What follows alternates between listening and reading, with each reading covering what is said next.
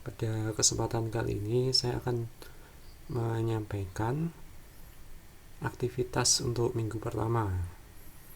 Jadi nanti ada hal-hal yang perlu dikerjakan oleh mahasiswa untuk materi teori dan praktikum.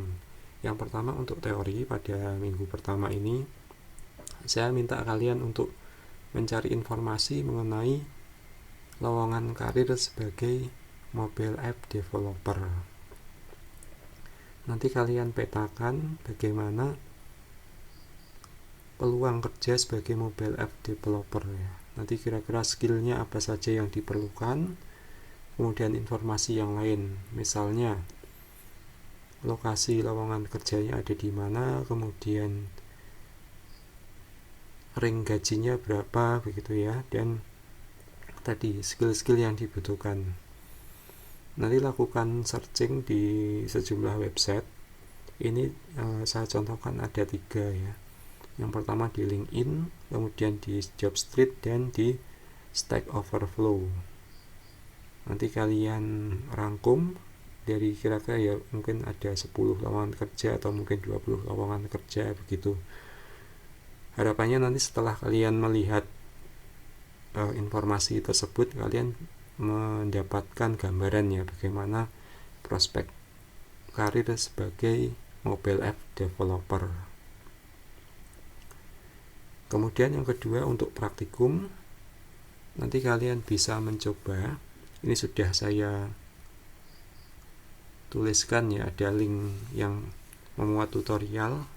Yang pertama, untuk yang pakai Android Studio ini yang laptopnya kuat ya, kalau saya sarankan paling tidak laptop atau PC-nya itu ya keluaran tahun 2017-an ke sini gitu ya. Kemudian RAM-nya ya lebih baik kalau 8 GB ke atas gitu.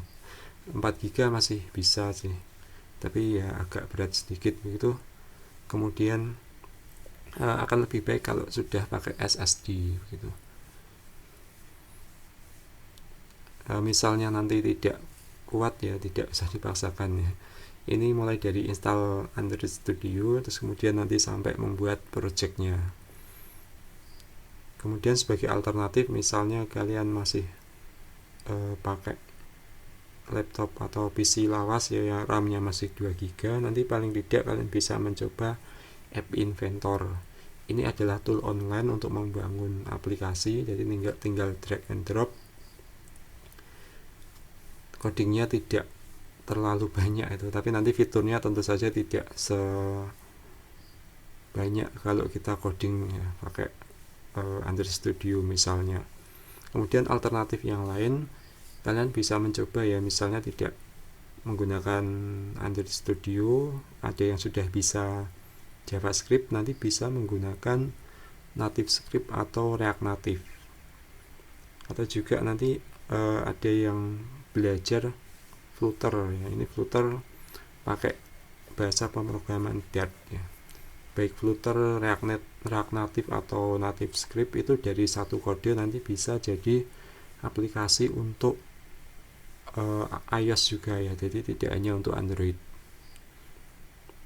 Tapi tadi beda bahasa pemrograman. Kemudian tidak perlu pakai Android Studio. Tapi nanti untuk membuat APK tentu masih butuh Android SDK. Jadi sebenarnya juga tidak enteng ya. Nanti untuk Android Studio itu juga lumayan ya, minimal nanti kalau benar-benar tidak kuat ya sudah mencoba pakai App Inventor. Baik tadi tugas atau aktivitas ya untuk teori maupun praktikum, tidak ada laporan yang dikumpulkan atau pekerjaan yang dikumpulkan, tapi nanti akan jadi bahan untuk tanya jawab pada minggu kedua, atau nanti saya minta untuk mempresentasikan apa yang sudah dikerjakan ya pada minggu kedua. Oke, demikian, terima kasih, sampai jumpa pada kuliah minggu kedua.